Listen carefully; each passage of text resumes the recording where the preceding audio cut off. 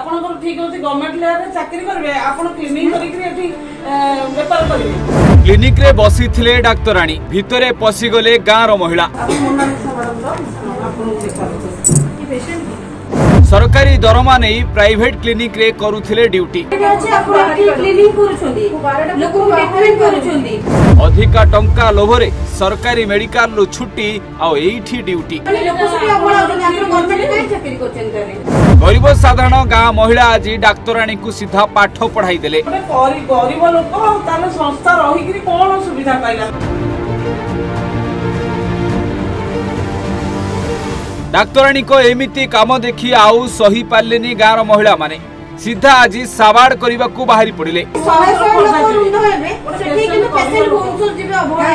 टंका लोभरे डाक्तराणी चलाइथिले निजर गोटे प्राइवेट क्लिनिक किंतु सेपटे सरकारी दरमा नेउथिले किंतु सरकारी मेडिकल को जाउ नथिले। हाँ आज्ञा जटनी रे देखा मिली स्वास्थ्य सेवार एभली किछि विकल चित्र। एही वीडियो मध्य सबआडे भाइराल होछि। एठिकार स्त्री और प्रसूति विभाग डाक्तराणी हेउछंती मोनालिसा बेहरा। मैडम मोनालिसा सरकारी तहबिल मोटा अंकर दरमा पाउथवा बेले सेथिरे किंतु तांको मन शांति नाही। जटनीर विभिन्न घरोई क्लिनिक रे रोगी सेवा करने को भारी पसंद करुछंती मैडम मोनालिसा। जटनी सरकारी मेडिकल रे बहु प्रसूति महिला मैडम को देखैबा पई घंटा घंटा अपेक्षा करिथांती किंतु मैडम एपटे आसी घरोई क्लिनिक रे मोटा अंकरे टंका पाइबा पई रोगी सेवा करुछंती। आपनकर ठीक होची गवर्नमेंट लेयर रे चाकरी करबे आपण क्लिनिक करिकरी एठी व्यापार करबे। सेठी लोक फेरे के 100 लोक रुंद हेबे सेठी किने पेशेंट होउछ जिबे अभवा कंप्लेन जाउछ आपण माने। हां आज्ञा मैडम सरकारी मेडिकल रे रोगी मानकु उत्तम चिकित्सा दियंती नाही एवं मेडिकल रे थिबा मागणा अल्ट्रासाउंड परीक्षा जोगे देबा पई सहयोग मध्य करंती नाही। तेणु प्रसूति महिला माने बाध्य होई मैडम को मोटा अंकर फीस देई घरोई क्लिनिक रे देखांती। छोटराय चेयरपर्सन जटनी ब्लॉक खोर्धा।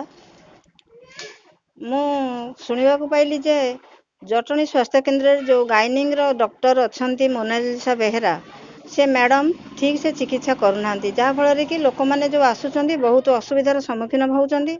दूर को जीवाको गमनागमन राति अधरे तो हेले से असुविधार पड़ुचंदी।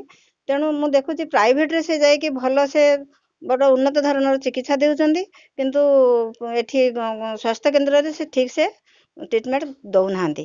तेणु यह बाबद में मु कहिबी गवर्नमेंट रो जदी सब सुविधा थाए कि लोक मैंने जदी असुविधार पड़िबे तेणु यार एथिपाई तांकर मैडम का विरुद्ध रे आमे दृढ़ कार्यानुष्ठान करने को चाहूँ।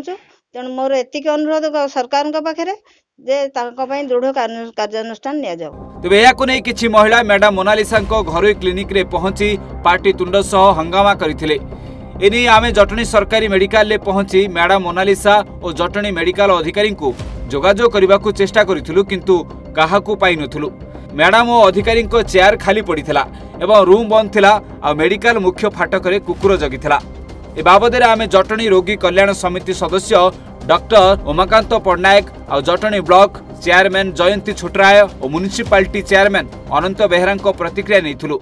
मु डॉक्टर उमाकांत पट्टनायक जटनी स्वास्थ्य केंद्र रोगी कल्याण समितिर एमिनेंट सिटीजन एवं सिविल सोसाइटी रिप्रेजेंटेटिव भाव में अच्छी।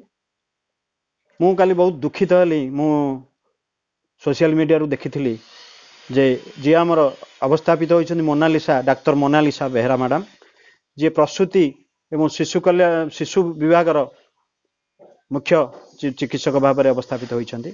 दुखर विषय जे रोगी माननकु से सेठी चिकित्सा न देई छुट्टी नहीं से प्राइवेट क्लिनिक रे बसचन्ति जहाँ विराट अन्याय कहले हब।